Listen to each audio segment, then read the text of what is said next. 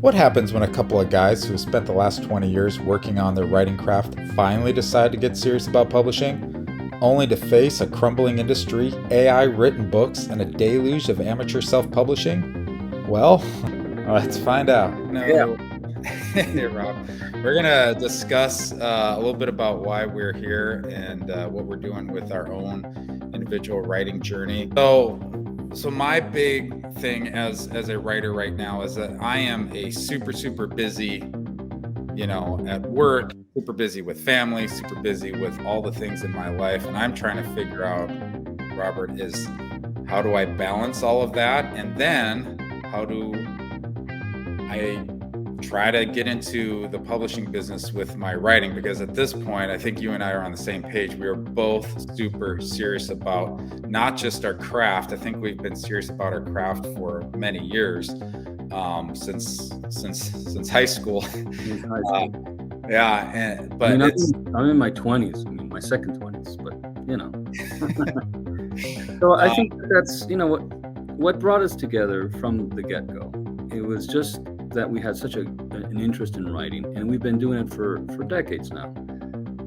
Life has gotten a lot in the way, and a lot of us, we're like a lot of people. If someone's out there who's a podcaster, who's any kind of creative person, an artist, a photographer, a would-be journalist, a freelancer, we're coming in now in our second 20s, as I call them, with a lot of experience and energy, and in just talking with you, it can be felt that we have sort of recommitted to this. I've been writing novels, you've been working on it as well, and we're reaching for that next step. Except we're finding out, and I think that this writer's strike really put a focal point on it. It really means a lot.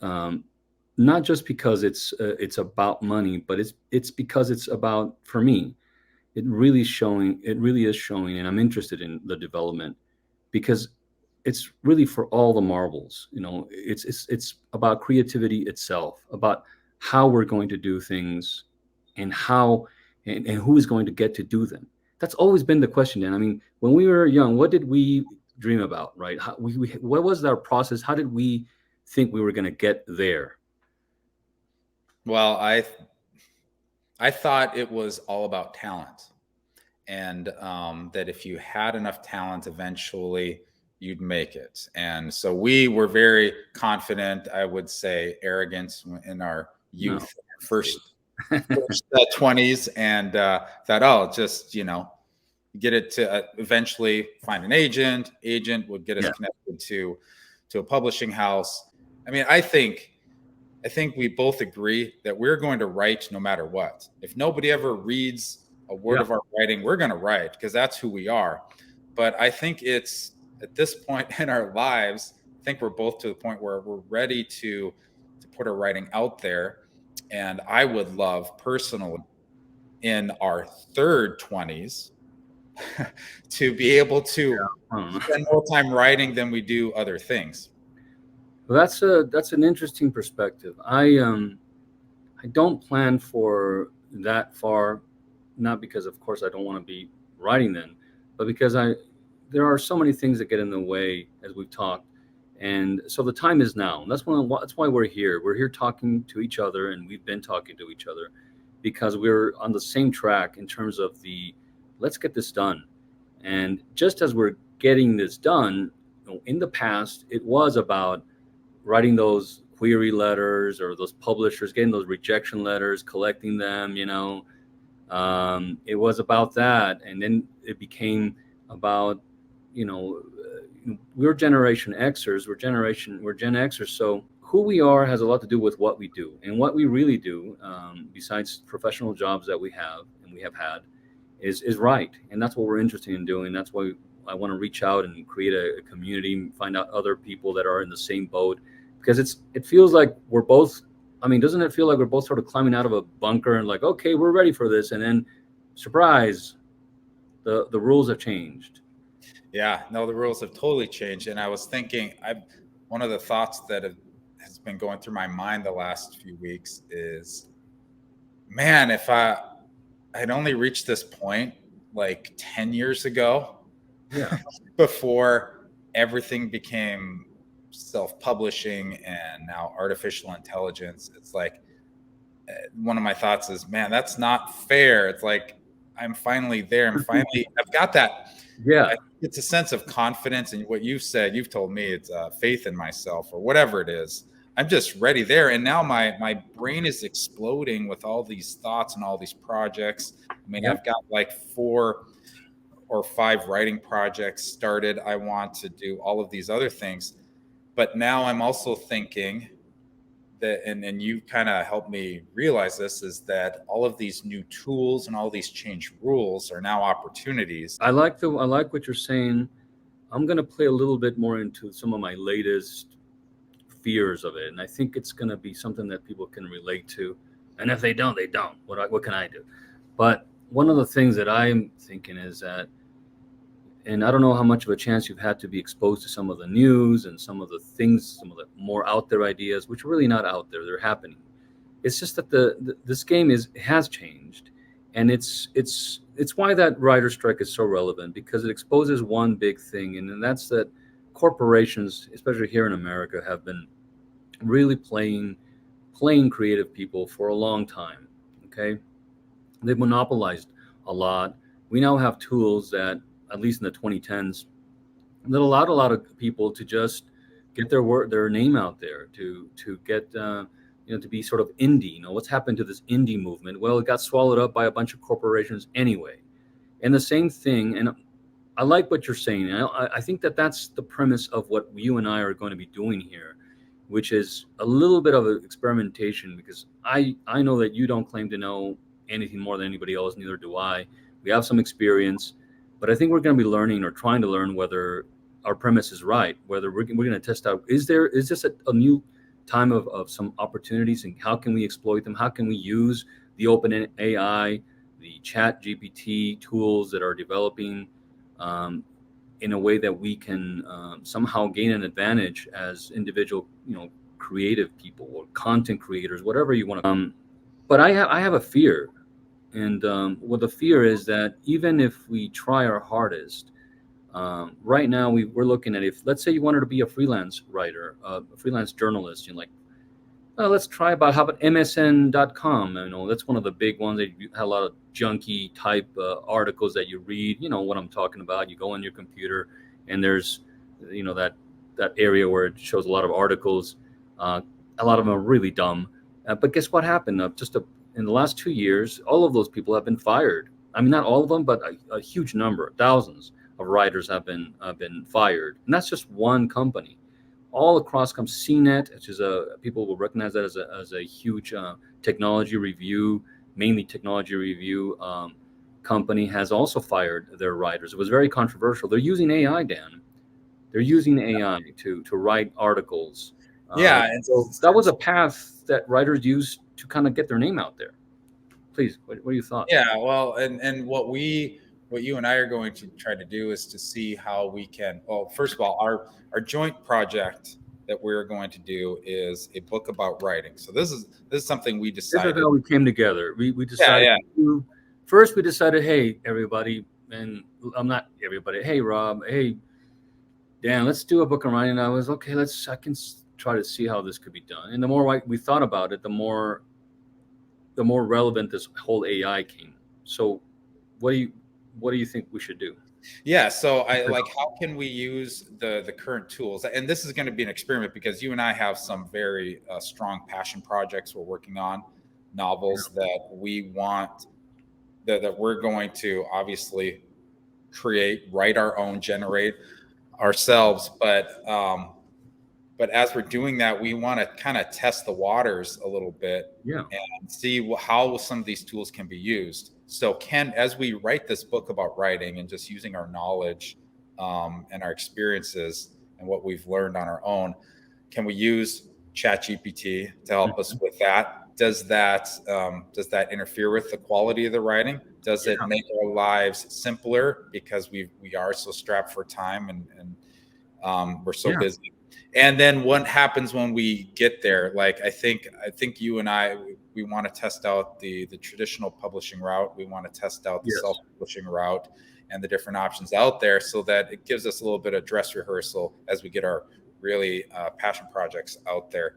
So I tried this last night. So you and I, we have this shared document. We're writing notes about writing, and I've been logging some of my thoughts about writing, but they're kind of mishmash thoughts. They have some themes. It's not really structured well. And so I plugged each of those into Chat GPT last night. And so it's interesting because it does give it the structure I didn't have. It labeled it. I said, write it like a book about writing. And it focused on my thoughts, but some of it feels like gap fillers. And so I think it does an okay job. It certainly maybe made it the draft a little bit easier. I mean, we can get very meta. One, we're going to try many things. I think whoever's joining us, I hope that people do come to this, and is, if anything, just to know that there are other people in the same boat. Especially, I wonder, of the new generation, the 20-somethings whom I know a few, and maybe they'll come on the show sometime. But who are creative, and I mean, we at least have a lot of experience of just doing it. I literally use a typewriter to write a lot of things, so I'm not really bothered by a lot of what happens technologically. But this really kind of infringes upon not only my personhood, but I would say my own path as a writer. Like you said, in the end, we're just going to stubbornly continue to do it. There are a lot of things at play right now. There are lawsuits that are pending. They're inevitably far behind what the corporations are already doing. People have to understand one thing, Dan, about these new so-called tools. They're really not the tools that you think. We're going to discover. We're going to try to use them. We're going to benignly try to use them and share what we learn. Maybe we can use it. Maybe we can't. We're not really in one side or the other. We're going to see if they do. And if they do, then we want to share that knowledge, and maybe that's useful for someone. But really what these so-called tools are just a part of an experiment that the corporations have launched to see how people interact with them, how they receive them. And there are other companies like Apple who quite astutely have stayed out of the game. This is one of the richest, if not, actually it's technically the richest, the wealthiest company in the entire tech industry. Apple is currently at $1 trillion, and they're not in the game. So it tells you a lot. A lot of people are in these things. It could be a battle royale of the tools. What people are reviewing, the tools that we're gonna be using, those aren't the ones. Those are like the betas. Okay, even if they look really sharp, which they are, the minute you start learning of them, there's something going to be rolled out in a few weeks, and a few weeks later, we're never going to be able to keep up. So I want people to know that what we're really going to be learning is what Dan was saying, the prompting, how to use this. It really reminds me a lot of Star Trek and the holodeck. And the better you could, do you remember that? Better you could talk to the computer and give it the right prompts, the better the illusion would be, or would come out. And if you didn't do it right, which inevitably, who knows why the Enterprise kept this holodeck, because it was just a disaster all the time. And if you didn't do it right, well, somehow the holodeck could, have real bullets in the things, or things would get out of whack.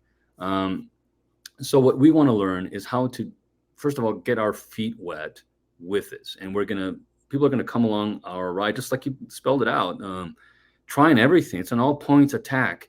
I feel in that I'm just going to be a little bit pessimistic. Maybe I woke up on the wrong side of the bed today. but I think that there's a really good chance that we're going to fail. And I'd like to know how that tragic failure is going to happen. Hell, maybe I'll write a novel about that. But I just like to see us try, and I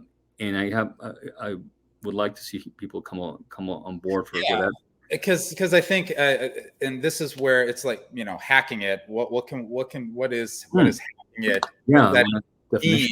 It's like finding a shortcut for not a shortcut for something of poor quality, but when people are trying to hack something, looking for a hack, they want a really good quality. As far as this book goes, what I'm looking for, like you and I can brainstorm a bunch of ideas we already have.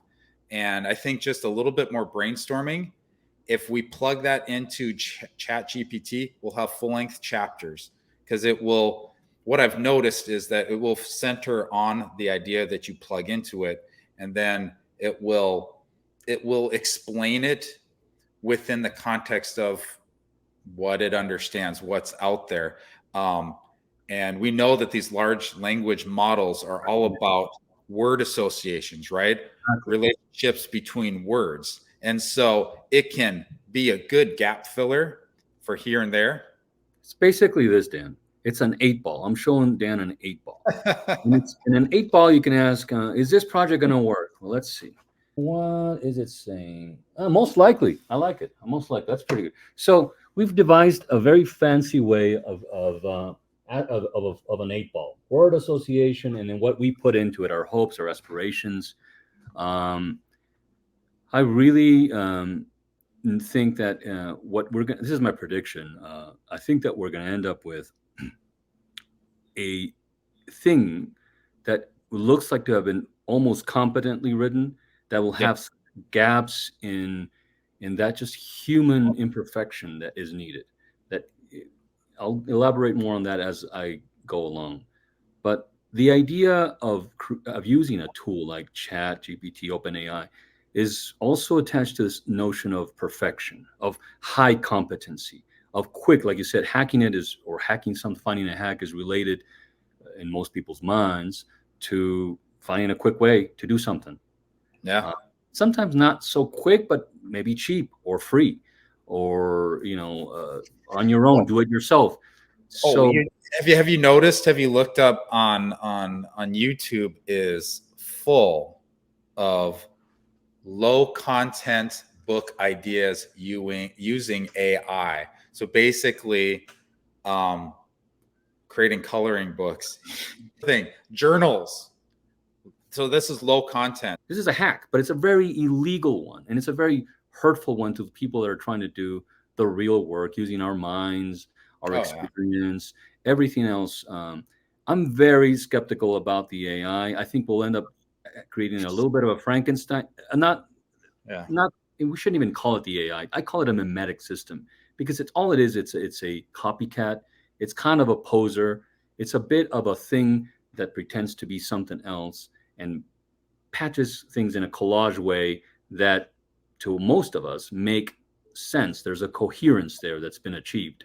Yeah. And that's fine. That's the illusion of sentience. But it's an illusion, folks. It's not the real you and me. I mean, later on, they're going to go, this AI is not limited to the things that we've already mentioned. It's the entire spectrum of human creativity, which includes even making a video like this. I could be deep faked in the future. Not me personally, but I could become part of an amalgam, just like you, of many different things that it can create people. It can create the illusion, writers, artists, filmographers, anybody like this. That's what we learn. We learn to create an illusion. And this is a tool that does that. It does it apparently very well, very passing way, especially with the lower content stuff. Tell me about that thing you mentioned, about having an edge over, how can and for whom can this be useful then? What's your idea about them? Let's go away from my negativity. I am a true skeptic that this is anywhere near the ability to achieve art. And I've got a couple of examples. So I think this could be, I think of ChatGPT, AI, OpenAI, all these things right now for as far as writing goes. And I can't speak on all the other areas. I mean, it's affecting, science, it's affecting industry and politics, all of these other areas of life. We're just talking about writing. As far as writing goes, to me, if you use it the right way, it's almost like a microwave. So, the microwave doesn't create the food. You've got to stick the frozen Hot Pocket in the microwave, but the microwave can magically make it ready for you in just literally 2 minutes. That's what I'm looking for with this book on writing. a because prepackaged thing. yeah, because we've got the content, and I think Robert, you and I could finish up our thoughts on, like, if we were to write a book about writing, what do we want to write about? I've written down some ideas. You've written some ideas down. Let's finish up those ideas. Let's plug them into ChatGPT and let's have our book written. That's where I want to see, let's use it like a microwave, because we don't have time to labor over editing. And it does work well with editing. It's pretty good as far as that goes. So that's going to save a lot of time right there. It's going to be a learning experience. My skepticism is a healthy one, but I'm definitely wanting to explore this tool, know what it's about, at least in its present iterations, the ones that we're allowed to see. And I showed you some other forms, which is one of them. I think it was BERE. I sent you some info, kind of a big info dump. But it's something that you need to be exposed to, because we're going to be all in the same weirdo verse, okay? We're going to be in the same page. Anyone coming onto this, looking for a podcast or looking for, it could be because they feel the same way. I know I've gone into podcasts. I don't listen to a lot, but the ones I did was because, shoot, I feel like I'm the only one thinking this, I kind of need to hear if somebody else is thinking this. And I'm really certain that there are other people who are probably at the cusp of starting out in it's not just writing, but whatever creative endeavor you want to take on, and starting to feel a sense of dread and hopelessness. But I think that we can try to pair up with this tool. I do have my predictions that we're going to end up just giving it the human factor, and we're going to show that to people. I think we're going to show what it came up with our prompts, with our learning in different versions. I'm sure there are other ones that we need to try, Dan, and then see what it actually yields, and see how much of our own effort actually was involved in fixing this thing to our liking, to what we think would be something that we want to create, that we can feel comfortable, proud of. It's hacking it, but hacking it with design, with intention, to create something that could be useful for other people, for ourselves, really. If it's not useful for me, I don't want it. Yeah, no, absolutely. And it's like, I've got up on screen here something that it wrote for me. All right, great. Yeah, so I wrote. So let me give you just a little chunk of what I wrote, and then what ChatGPT wrote. I like to think of the writer as a reporter instead of a creative writer. The writer should not be making things up. This is probably the most common mistake. A writer wants to make up a plot, or wants something to happen to a character, or to give a character a specific arc without regard of who that character actually is, or giving this character true life. The author should approach his story like a reporter who is given unlimited access to the subject of their reporting. He is the character's official biographer, allowed to interview the character whenever he wants. He could even follow him around, listen to the thoughts of their head. What a privilege a writer has when it comes to writing about a character. But the writer must have this sense of awe, of privilege, and not minimize this intimacy. A biographer never tells their subject what to think, never puts words in their mouth, should never hide ugly truth, should not simplify their subject's story. Above all, a biographer should be a good listener, a good observer, and separate themselves from their subject. That doesn't mean the writer doesn't have a voice, but that a writer's voice is not the dictator of the character's truth, but rather the narrator of it. So that's what I wrote. That was kind of like a free write reflection about writing that was going through my head that morning. And so then I plugged it into ChatGPT, and let's see how it molded my thoughts and words. First of all, the title that it gave is totally wrong. Reporting, a writer's role as biographer. It's not about reporting. This is about writing. Reporting is the metaphor. So anyways, here's ChatGPT.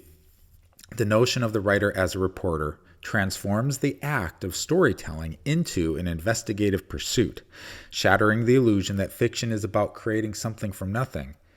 The writer's responsibility is to report, to uncover, and to document, not to mold characters into mere puppets performing preconceived acts. Imagine the writer as the official biographer of their characters.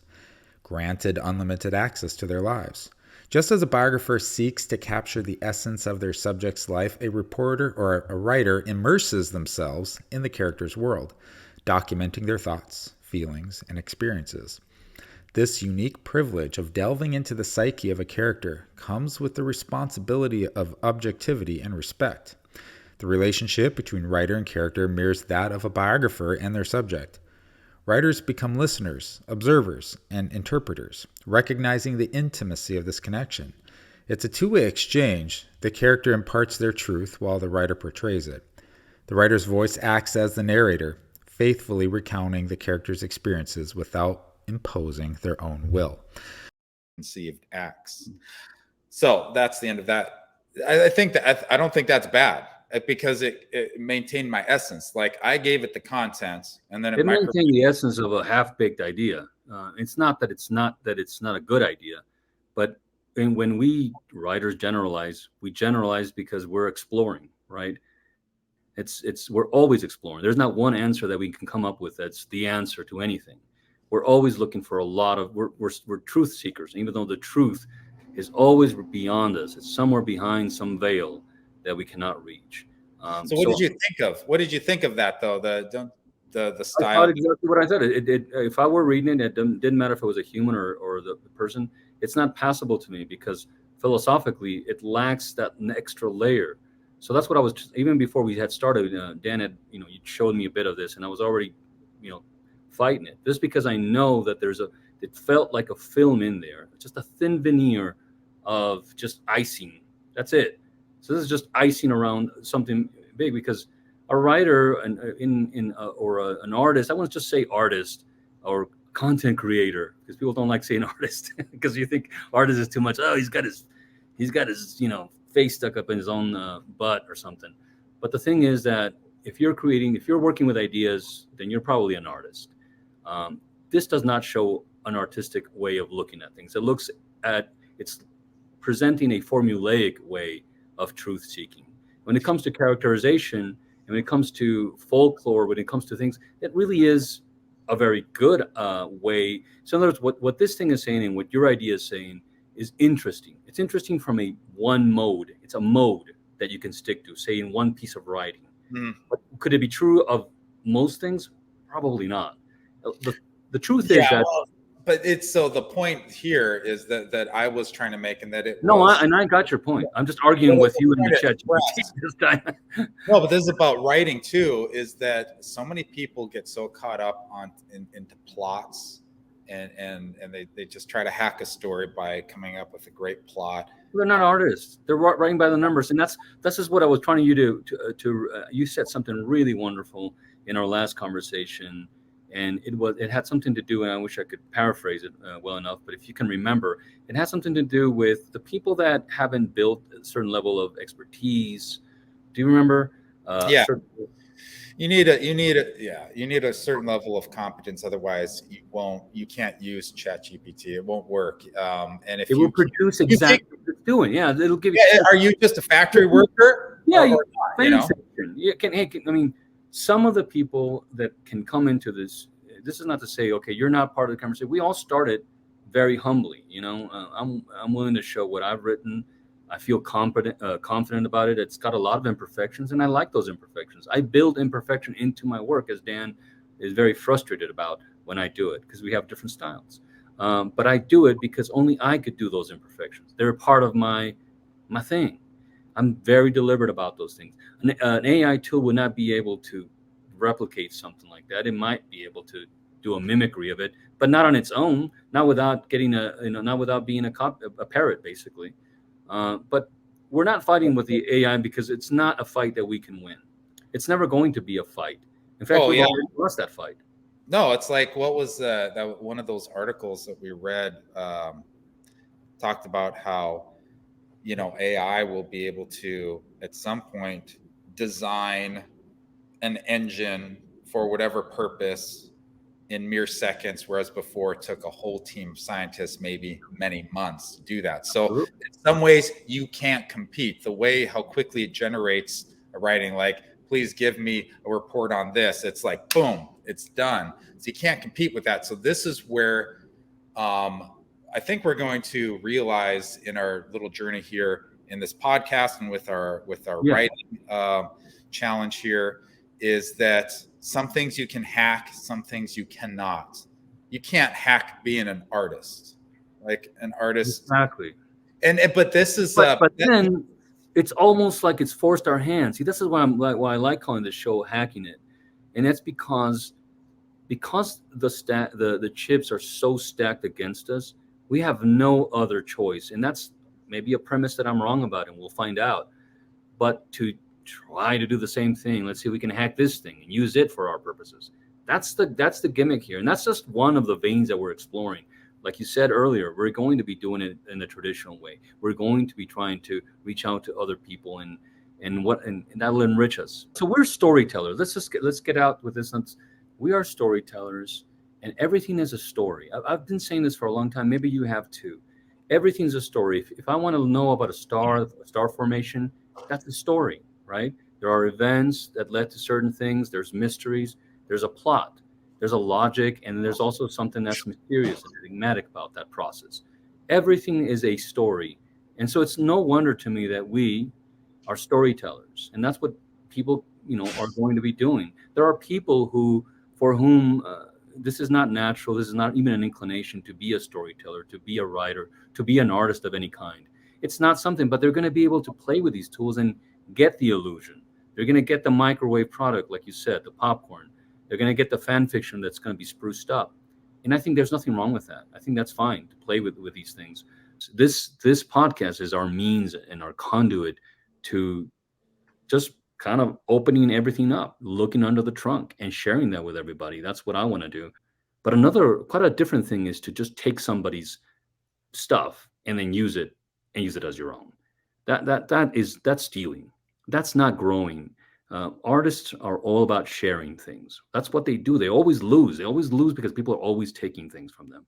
But I say the writer's strike puts, like I said, a focal point. It's at a crux where we want to know, okay, yes, we want to create, but we also want a future in this. We want a livelihood in this. Isn't that what you want, Dan? I don't want to put words in your mouth. Yeah, I'd like to be able to make some money off of it. I mean, to be able to write as a profession would be a dream, and I think that's every writer's dream. But that just doesn't come overnight, and it just doesn't happen because you want it to happen. It comes from a lot of hard work. And I think the one thing that you can't hack, as I was kind of telling you before, is you cannot hack the time that you put into your writing. But if you put the time into your writing, the dedication, and there's just no shortcuts to time. Like, you've got to put the time in. But once you've put, there's that study done that says to master a skill, any skill takes about 10,000 hours.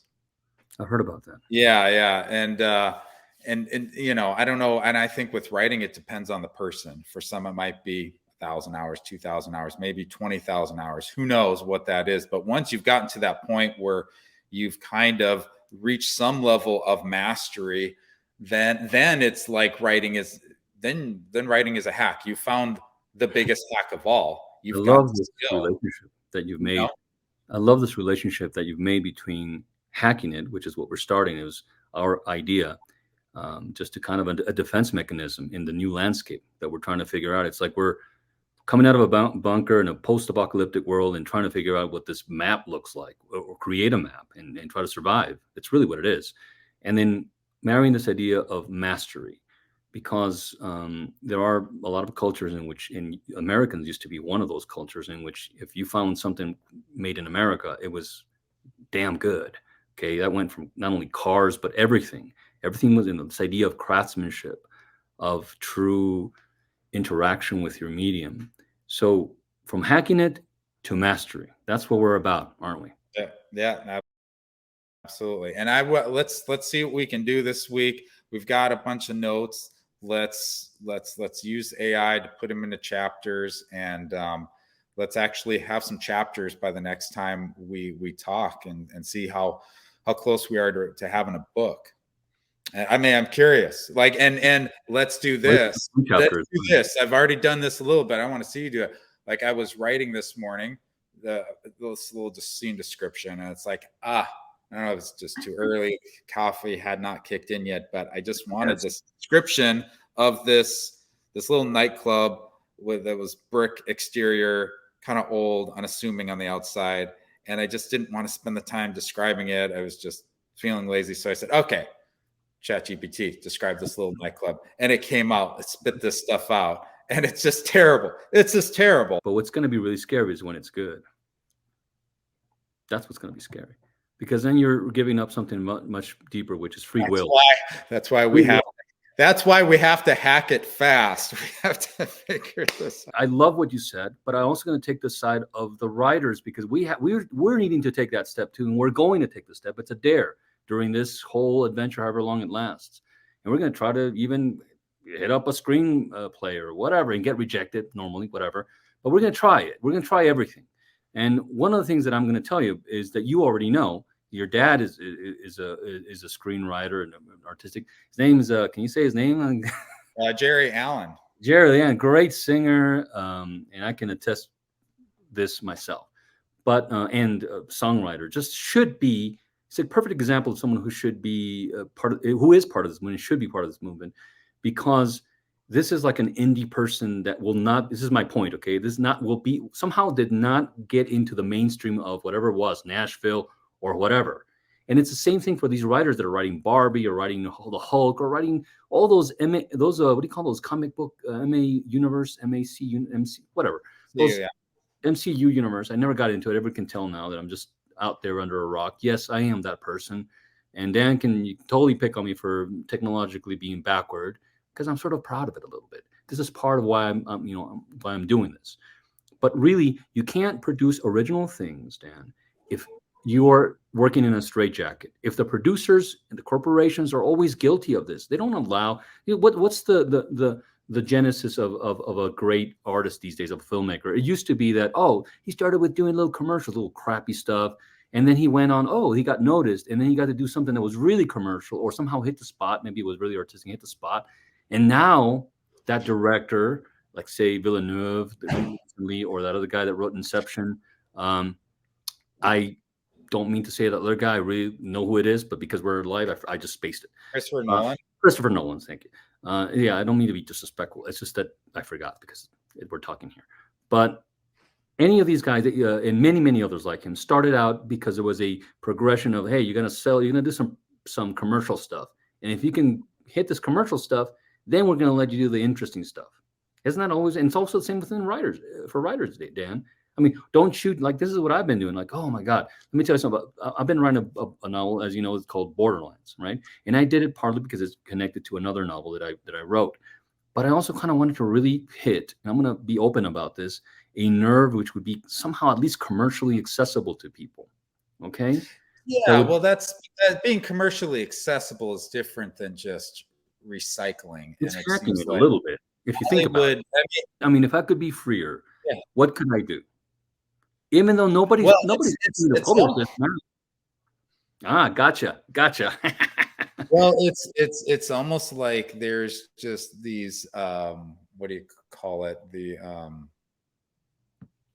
universal, what do you call them? My brain isn't working right now. The universal, not tropes, but come on, archetypes. So there's these archetypes that we have the shared language for. So I guess there is, if you tap into universal archetypes, that is a way of hacking it. You've got a personal story, but you want to make it accessible to other people, so you find a genre.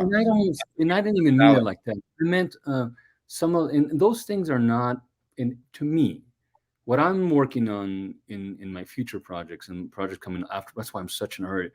I don't really care about the commercial value of it, and they're literary. They're everything. I'm not going to care. And this is the result of a long process of trying to bash my head against this commercialized world of publishing, of any kind of thing. We're not going to be able to compete with these machines. And before they were machines, there were these dying novel type writers that you said.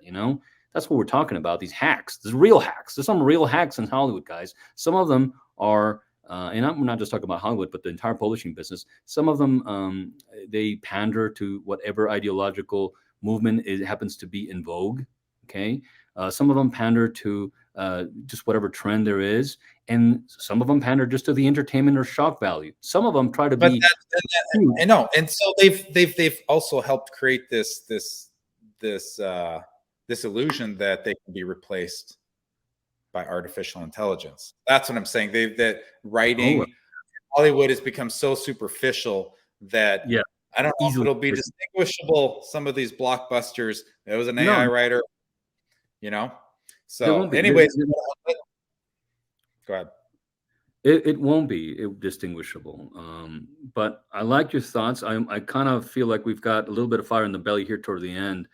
And I think I'd like to continue talking about not just our own, as you call it, our own journey, our own, experimentation with all of this, but also all of these elephants in the room. And this is what I want us to be doing. It's really just always examining everything, deliberately taking everything inside out, and just putting it embarrassingly right on the operating table. Let's do that. And let's make a goal. Like within a month, let's have, if we're going to use artificial intelligence as a real hack, let's have a book. Let's have a book written in a month. We're going to have a book. We're going to have a book. And then the next month, we get published, self-published, I think. And we have a goal of making, I don't know, we make $100 in a month call ourselves professional. Let's talk about that. What's that? I'm whatever. I mean, we'll figure it out. We'll definitely have a product that feels polished, that I predict, even though I probably shouldn't be doing this, but I won't say predict. I'm going to ask myself these questions. How will this tool help us? How much can we share that will be useful to people that are in the same boat as us, who are trying to be creative? And number 3, how much of it actually do we end up retrofitting into what we can be satisfied with?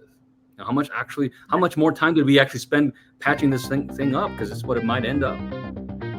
Yeah, it'll be interesting to find out. All right, cool. All right. Good discussion, and we'll catch you next time. Okay.